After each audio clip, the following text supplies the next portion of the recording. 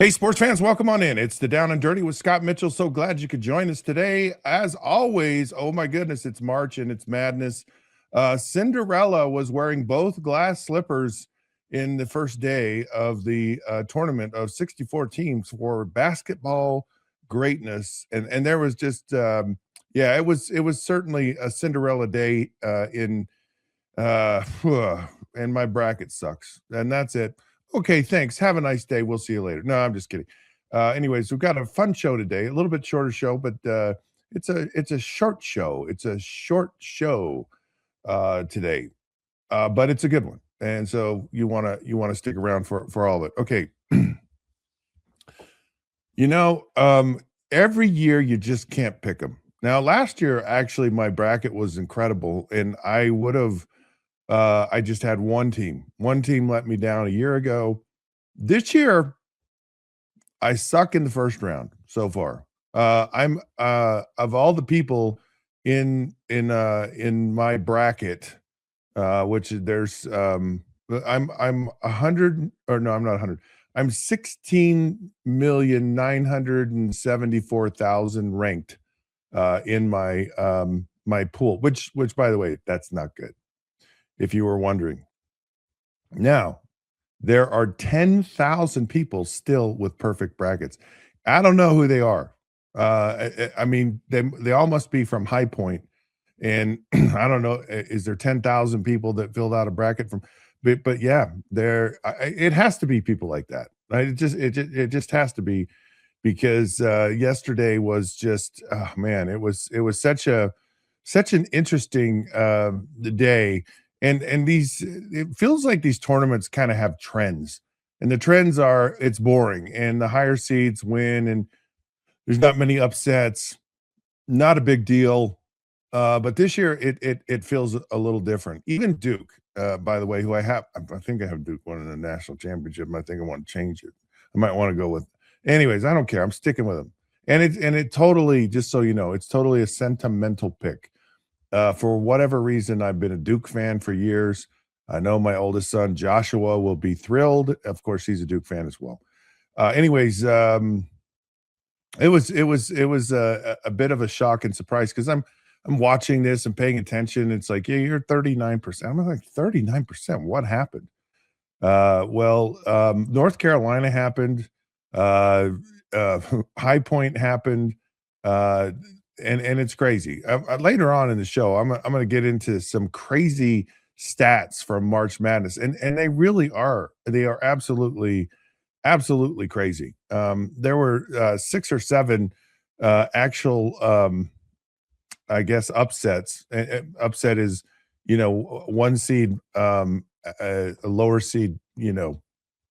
Some of them like TCU, Ohio State.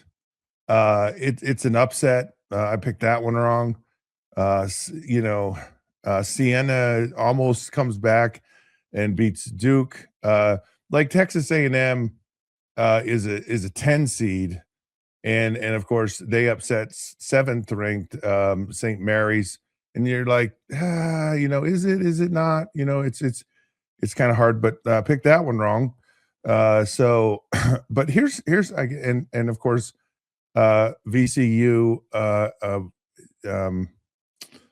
that was a shocker to me. Well, it wasn't a shocker because, like people said, look, North Carolina, if a team has a bad draw, it's North Carolina, and so North Carolina, kind of in their situation, that certainly was. And then Texas against BYU, that was an upset. Texas, of course, has a dramatic entrance into to play in, and they're kind of on a roll a little bit right now. Of course, they play Gonzaga, but High Point, and of course, they upset number 5 Wisconsin, barely by the skin of their teeth, but they did it. And then you have the St. Louis Billikens. I'm not sure what a Billiken is. Anyways, they of course upset Georgia, but I picked that one. That's see, I got it right. I just didn't see that many upsets in this year's tournament, but it's kind of the way it is. They actually are. So good for all of these teams. Of course, that's what we really love about March Madness, and it is madness, and it's going to be mad, mad, mad, mad. But the good news, and this is the part about it that I really like and appreciate, is that my teams that matter, the ones you have picking going all the way, they all did a very nice job. So thank you very much to those teams to this point. We'll see where it goes from here, but regardless, we we kind of we may have lost this battle, but we still might win the war. We'll see what happens. Now, as I watch this, and I was watching with a little bit of interest the BYU game against Texas, and I had BYU winning that game. I didn't feel like BYU was going to go past that game, but I thought they would win that game simply because I thought, well, the team they're playing kind of had to play in, and maybe sometimes that's a good thing. Sometimes they claim these teams have rust in their first round games, and of course, North Carolina said that was not, a reason why we lost, blah, blah, blah, whatever. But it certainly seemed to help Texas. And as I'm watching this game, there's a couple of things that I think are interesting to me. It's this AJ Dybantsa, right? And he's a freshman, led the country in scoring as a true freshman. Has been a phenomenal player for BYU, played 40 minutes in the game, had a great game. I think he had 35 points and his shooting percentage is pretty high. Excuse me. But he's expected to be one of the top 3 picks in the draft. And he's a very likable person. He's been a hit at BYU. He's a guy that you cheer for. But I look at BYU and they went all in. Like they spent a lot of money to get him. They've been spending a lot of money in the program in general. Their coach, Kevin Young, he was a highly sought after NBA assistant, and they spent a lot of money to get him. And you kind of look at this, and this to me, it's kind of a weird dynamic because I just kind of started looking through this and thinking about this and going, was it really worth it? Is it really worth it? Is it, and I don't know. I'd love to ask the general BYU fan, are you thrilled about what's for all of the money you've got invested in this and the return? I mean, I'd love to ask the fan, are you excited about it? I know people are like, boy, there's not a better atmosphere and excitement to go watch a game than the Marriott Center in basketball. And it's quite the experience, and they've really done a phenomenal job of making it a very fan friendly, fun environment. And so there's part of you that you're like, yeah, it's fun. We don't care. We don't care if we win, but we're also not paying the bills. We're not writing those checks, and you just have to ask yourself the question: is it really been worth it? And I don't know. I don't know what that answer is. I really don't. I wish that I don't know what I'm wishing for. And this isn't a knock on, because here's the thing. You're from Utah, you live in Utah, and you have kind of this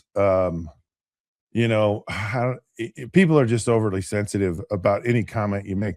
But my point isn't like, I'm not trying to go, oh yeah, what'd you get for your money, BYU, kind of rubbing it in their nose. Now, if you're Utah, you go, well, you guys didn't even make it. That's the argument, right? And I'm not here to stir up the rivalry. I'm just here. It's really more about the general cause of this whole situation with NIL and with the money and everything that's happening. It has more. It's a question more about the bigger picture than it is about BYU and the rivalry between them and Utah. It's a question for, I think, college sports in general. And the question is it really worth it? I mean, it's a first round exit. You had, supposedly, I guess, a decent first round opponent. And there were injuries. I understand, their injuries. I also understand that, BYU's kind of top heavy. They got a lot at the high end of their roster, but they don't kind of have the depth. And so that's a bit of a challenge. And it's like, how do you build an actual competitive roster, and what do you want to get out of it? I mean, is BYU building its basketball program to win national championships, and do they feel like they're on track? Because they've spent a lot of money, and they've kind of gone all in on this, and you just have to now. Athletic director, of course, Ryan Smith, a big basketball fan, an alumni of BYU, and maybe there's basketball geeks. He owns the Utah Jazz, and so they just go, "Hey, we don't know what we're doing. We're just basketball fans. Let's bring these people here. Let's do this. Let's do that. Kind of thing." I don't know, but I would be curious, and I have a lot of BYU friends and relatives and the such, and I might give them a call and just say, how happy are you right now? You over the moon? Because so here's AJ Dybantsa. He's going to be one of the top 3 picks in the draft, and he's now saying, and I don't know if he's doing this for the fans. I don't know if he's doing it for, because he really seems like he's happy and he's enjoying his experience at BYU. And his mom's like, and he's kind of famously come out and said, I don't know that I'm leaving. And it's just it really kind of bucks the trend of a lot of things that are happening for him to stay. I don't think there's a person in the world in college sports, professional sports, that says, "Oh, yeah, he's going to stay," or if he left, they wouldn't go, "Well, that's a shock. That's unusual." I think it's more of a shock that if he actually stays. It'd be fascinating to see the kind of impact that you have. A lot of people say, "Well, if he stays, then he's got there's more scrutiny on him." They're looking for more reasons to kind of pick apart his game, which I think is kind of weird because that to me sounds like kind of one of those things where you're like, you're not really confident in your abilities. You're like, your game shouldn't deteriorate from his freshman year to his sophomore year. Most people get better unless they've reached their peak. So that's a weird argument. And I heard that argument. I can't remember who said it, but someone said it. It's like, man, go, and it's kind of like, get your spot, get your money. And then you go, well, what spot do I go to? And the one thing about the NBA is, you're not necessarily on the worst team. You're on a team that, is kind of in the percentage of I guess it would be the top 5 worst teams in the NBA. So, and I don't know that that's always all that bad, because things can really turn around quickly for an NBA team when they have the players, so it's not like you're building out an NFL roster. So I don't know. I wouldn't be surprised if AJ Dybantsa sticks around. It's a question that I really wonder about, and that is, does BYU want to sustain this? Are they willing? Are they capable to actually continue to contribute to this? Because didn't really have a deep run a year ago.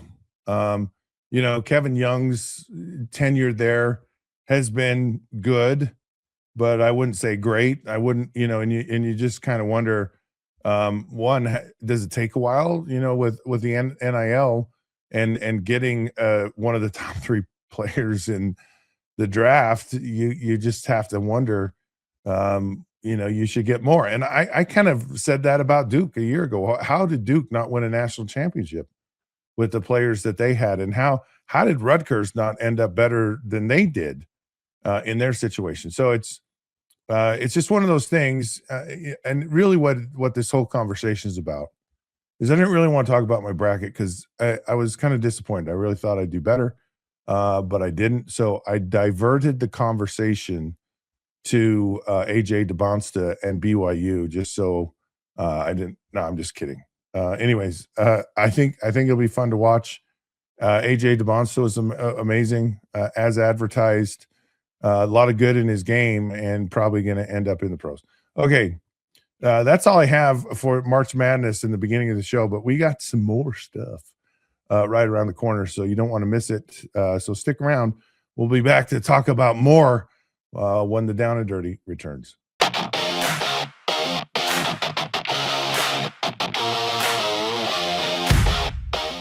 The Pete Souza Show, Monday through Friday, 10 a.m. You want to talk NFL draft? I don't know. How about we get you Todd McShay? You want to talk Big 12? We can get you the commissioner. Somebody about the Cowboys? How about we have on the owner, Stephen Jones? Pop culture? Michelle Beadle. I mean, we will bring on the people that you want to hear from. And these people don't join us because of me. They join us because of you. You got to watch this show, okay? It's got everything you need. Sports, hijinks, laughs. Did I mention hijinks? We'll see you on the Pete Souza Show. Now, we are under the 365 Sports umbrella. Check it out. I'm wearing a Tulane shirt. No idea why. It's the Pete Souza Show. Sports, Pete.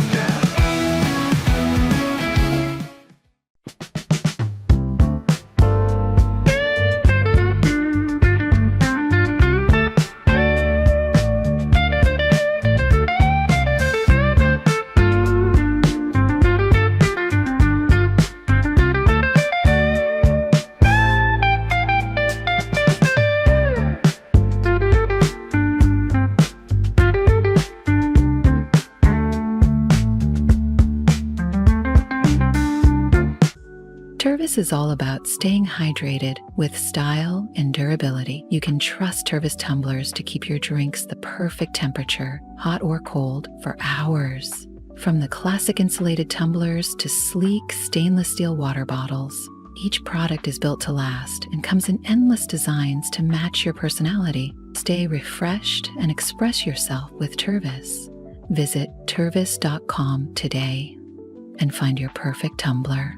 Sports don't stop, and neither do we. Welcome to 365 Sports, your home for real conversations, original shows, and coverage that lives where sports actually happen. Join David Smoke, Craig Smoke, and myself, Paul Catalina, for in-depth interviews and local stories to the moments national media misses. 365 Sports brings you the voices, debates, and perspectives fans care about every single day. Subscribe now on YouTube, search 365 Sports, and never miss a moment because sports aren't seasonal. They're 365.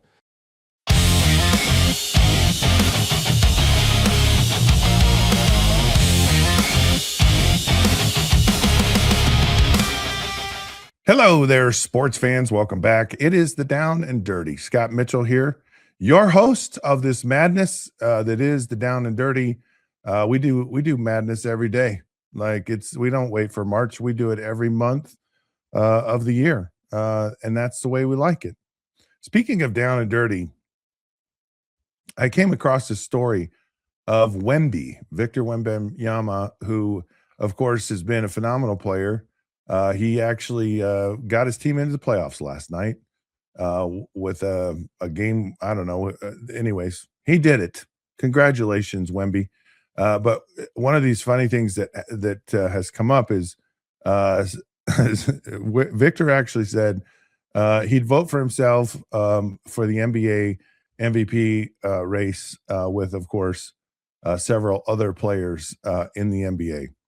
And it's kind of funny because most players are like, well, let's just say they all think it, okay? They all are like, yeah, I deserve to be the best player in my sport. But most of them don't say it. They just kind of go, yeah, I just let my game, speak for itself. And I like this, by the way. I like someone kind of having a fresh approach to it. Now, there were a few years back when I was kind of rubbed the wrong way with a situation like this, it wasn't the MVP. It was Ben Simmons politicking to be the rookie of the year. Of course, Donovan Mitchell was a rookie with the Utah Jazz, and I'm a Utah Jazz fan, so there's some bias there, and I don't like anyone picking on my Utah Jazz at any moment or any time. I can, but you can't because I'm a fan. But Ben Simmons is like, I'm the rookie of the year, blah, blah, blah. I'm this, and of course, we all know who's kind of had the better career between Donovan Mitchell and Ben Simmons. And the thing that rubbed me wrong about it was technically, yeah, Ben Simmons was a rookie, but it was his second year in the NBA. He was, I believe, injured almost his entire rookie season. And kind of going back to the Victor Wembanyama story, Wembanyama story is, there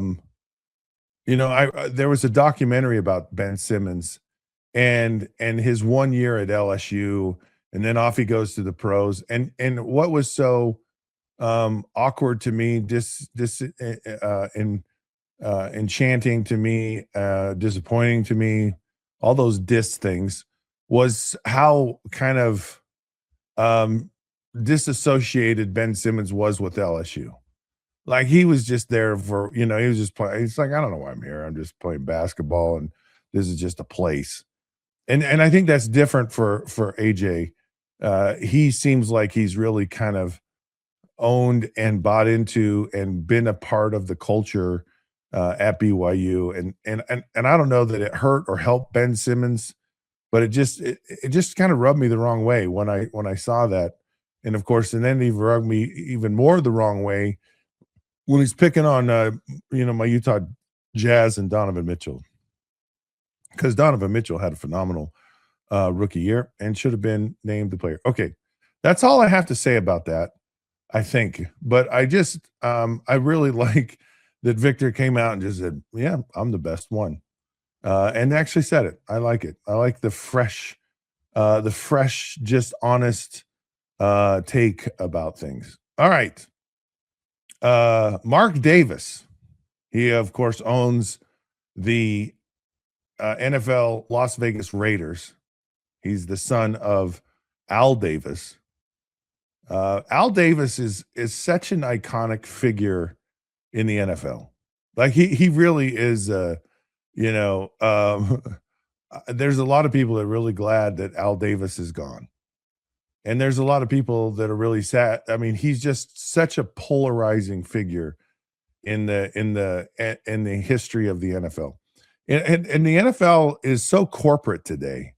And it's so polished, it's so put together, it's so snobby and arrogant, and we're the shield, and it's and yet there was a day when it was down and dirty. And in fact, there's a movie, North Dallas 40. And it's probably the most accurate depiction of NFL life when it was down and dirty. Like the brutality of the game, the measures that players went to play. These guys were, had jobs in the off season. They came to training camp to get into shape. It was dirty and cutthroat, and it was Al Davis's NFL. It was not polished. It was not put together. It was not corporate America. And it was a rough and tumble. It was the John Facenda voice. Autumn is a pirate. The frozen tundra of Lambeau Field. It was just really one of these just awesome, like kind of Wild West gunslinger, outlaw, unrehearsed, unpolished thing. And I think Al Davis epitomized what it was, because I went to the combine.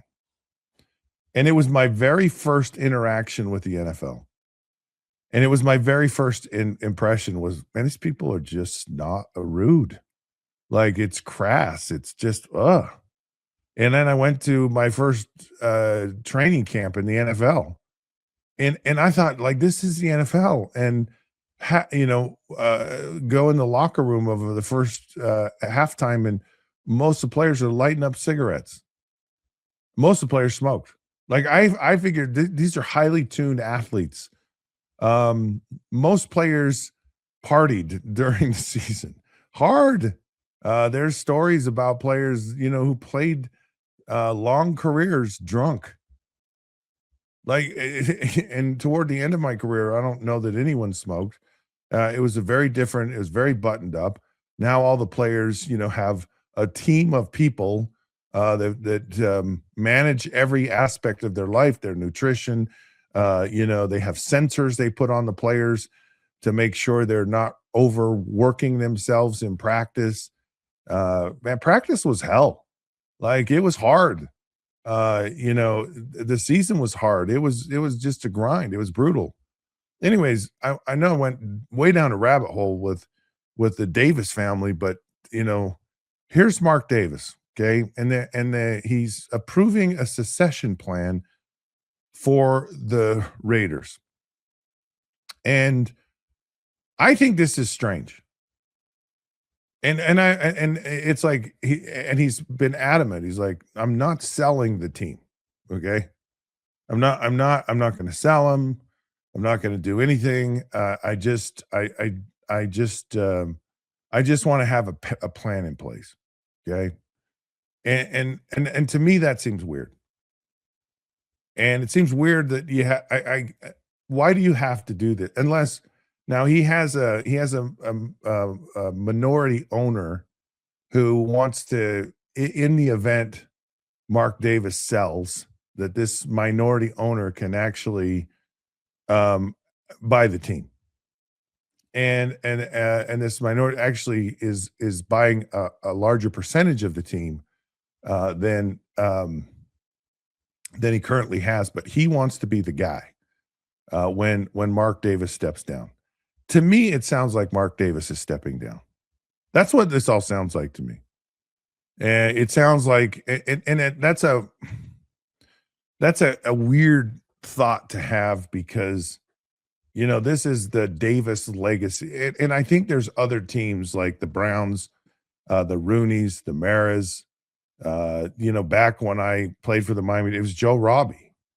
And Joe Robbie died, and all of a sudden there were things like this going on. The team was like, we need some money, so we're going to bring on some partners. And they brought on Wayne Huizenga. Of course, eventually Wayne Huizenga ended up owning the team. And it just feels like those kind of things are important. And it's, I think it are in play here because these families are, to me, a big part of what makes the NFL charming and what makes the NFL, the kind of peculiar thing that it is. You take the Hunt family and you take the Ford family and all these families that they, for various reasons, wanted to start a football league or wanted to join a league or wanted to be, you have the Hallis family in Chicago. And even though they've been a big part of the NFL, a lot of them really suck at running teams and they don't care, right? Because they make tons of money. But you wonder, I mean, now it's families. You have an Arthur Blank in Atlanta. You have Jerry Jones. You have some of these people now. The purest organization in the NFL is the Green Bay Packers because it's just owned by the citizens of Green Bay. I think something's going on with the Raiders, and I think it's sad that this is the beginning of a potential move away from some of the iconic names that made the NFL so unique and so special. Now, by the way, this new owner or minority owner who's trying to buy a part of the Raiders is actually going to buy a higher percentage, right? And so, of course, it's Egon Durbin is the guy. Anyways, so his new purchase puts the valuation of the Raiders at $10 billion. And so you have to ask yourself, if you're Mark Day, you go, it's just in my blood. Am I going to stay with this forever? Or, it could be kind of fun to get $10 billion. And I think as you get into the newer generations, there's either we're kind of tired of this, or it's just kind of been in our family forever, so we're going to do it because now what you do. So just I'm going to throw a little math at you here. You're Mark Davis, and you go, yeah, I don't think I'm going to go away. I'll just sell 7% of my $10 billion team. In other words, someone's going to hand me $700 million.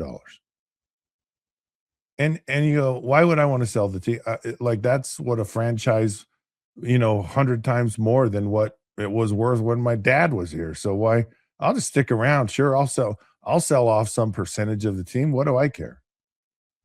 And so, anyways, this story just struck me simply because why even announce why is this a story if it isn't a story? And it feels like it's a story, and it's just kind of sad to me. Speaking of another story, the NFL, of course, is kind of having an issue with its officials, and I've always felt that I think they've always tried to get it right with the officials in the NFL. It's not perfect.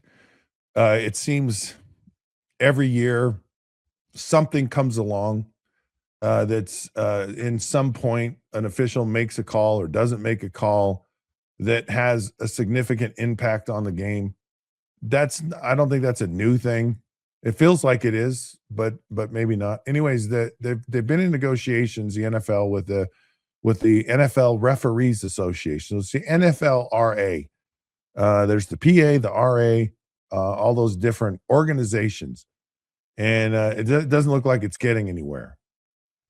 And the big stick is between the NFL wants accountability, and they want to be able to determine if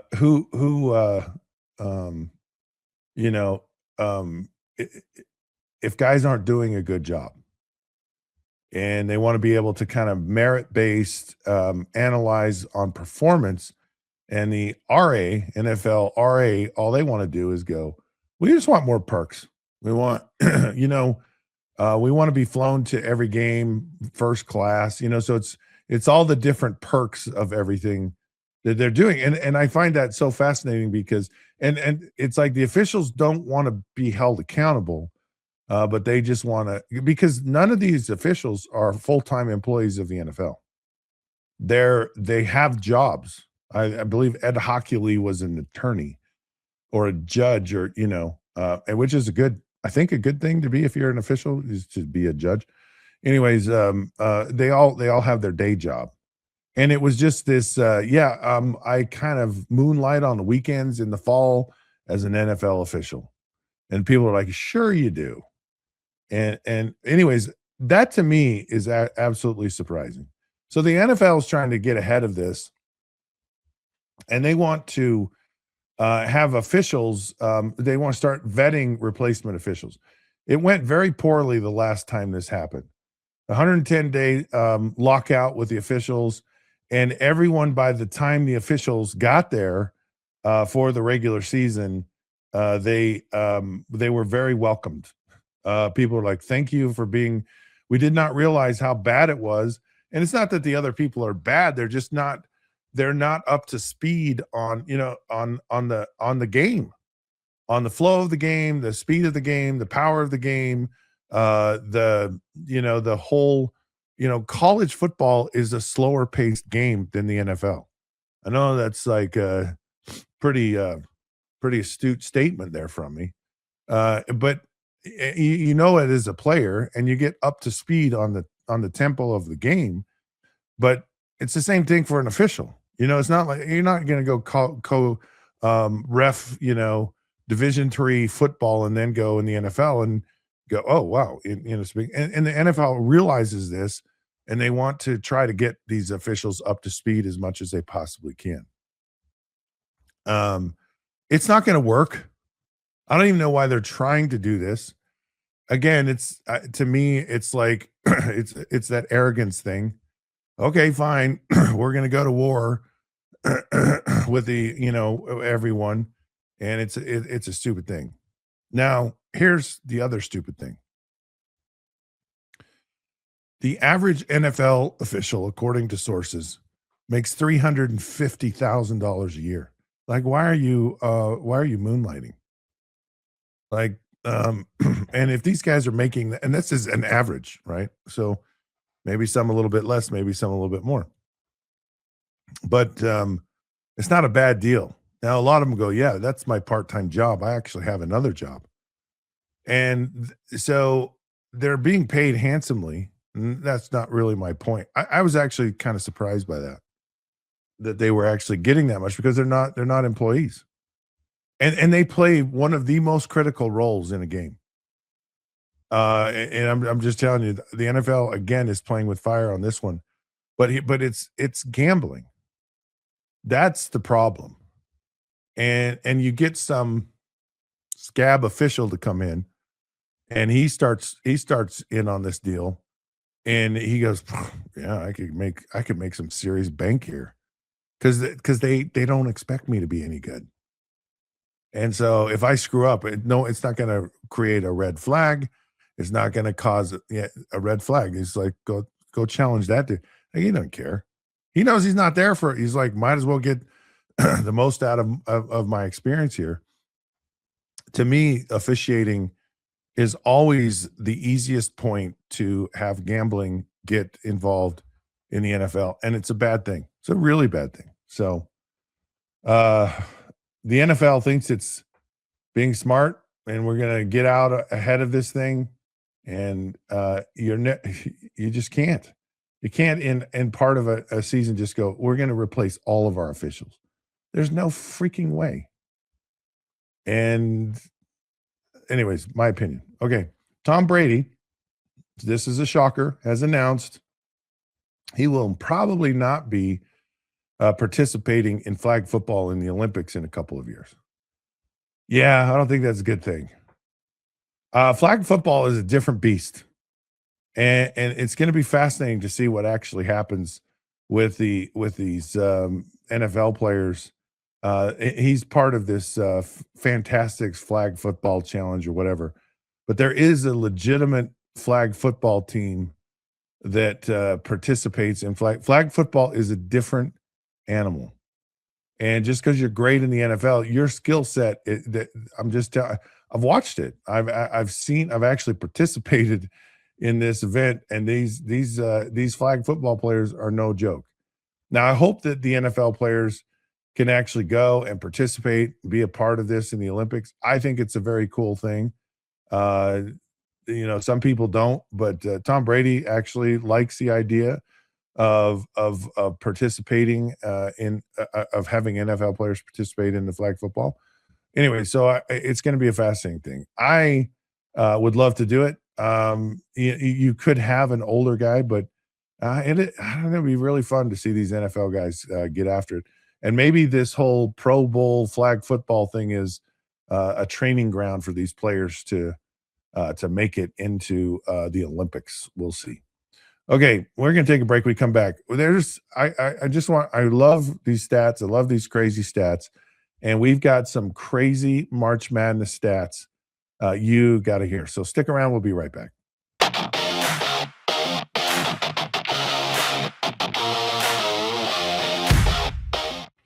Hey, it's Matt Mosley of The Matt Mosley Show. We want you to watch our show every day, 1 to 3 on YouTube. or wherever you get your podcast. And you get to see big name guests like Gary Patterson, Art Briles, Scott Drew, Doug McNamee, major Cowboys insiders, ESPN legends like Sal Palantonio. When news breaks on Cowboys or Baylor or NFL, we want you to look here first. 1 to 3 weekdays, it's the Matt Mosley Show. For 75 years, Nalgene Outdoor has been your trusted companion, fueling adventures and helping protect the planet. We're committed to reducing waste, improving access to clean water, and providing simple, safe, and sustainable products for you and your family. No gimmicks, just durable, well-designed bottles built to last. Join us in our mission to amplify life, not complicate it. Because at Nalgene, what goes into our bottles matters as much as the adventures they fuel. Explore more at nalgene.com. That's NALGENE.com.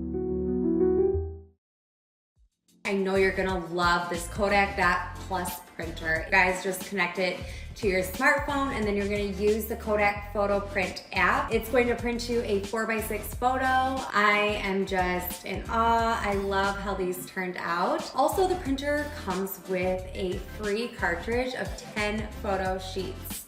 I can assure you, you are going to love this printer as much as my family has. You guys have to check it out for yourself. Hey, it's Zach Gelb. We're talking NFL and college football. Plus, we have some of the biggest interviews in sports media. You got to check out the Zach Gelb Show right here on 365 Sports, weekdays, 2 to 4 p.m. Eastern, 1 to 3 p.m. Central. And make sure you subscribe to my channel, youtube.com/@ZachGelbShow.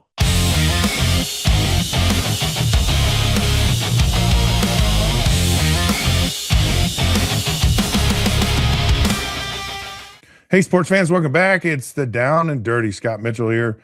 March Madness has kicked off, well, we're gonna.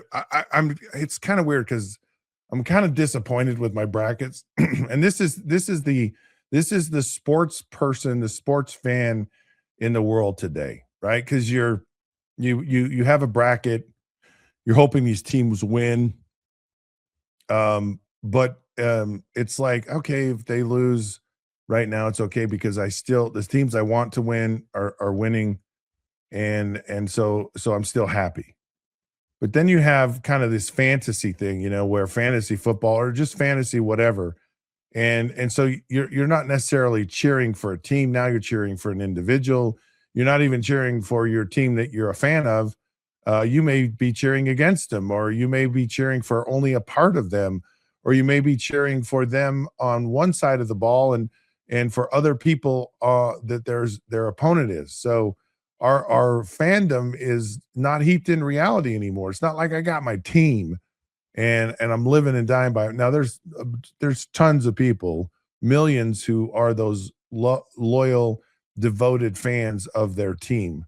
But there's a wide swath of sports fans out there that are tied to fantasy sports, gambling, and all this crazy stuff. So we're a hot mess, basically. If you're a fan, you're just everywhere and you're nowhere at the same time.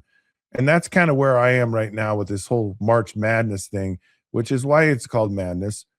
And of course it's played in March, so March Madness is why it's the way it is. Well, regardless, right now I'm sad. I'm happy. I'm sad because you want to pick them all, right? Again, I'm okay.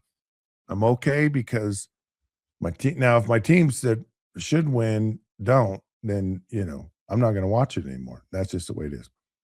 I wanted to get into some crazy stats. I love digging up crazy stats. I wanted to share some with you that I just think are fascinating. Okay, the one stat that, of course, I think we're all familiar with is the 16 seeds. So the 16 seeds have gone 2 and 152. So not very good odds. In fact, before 2023, it was 1 and 147.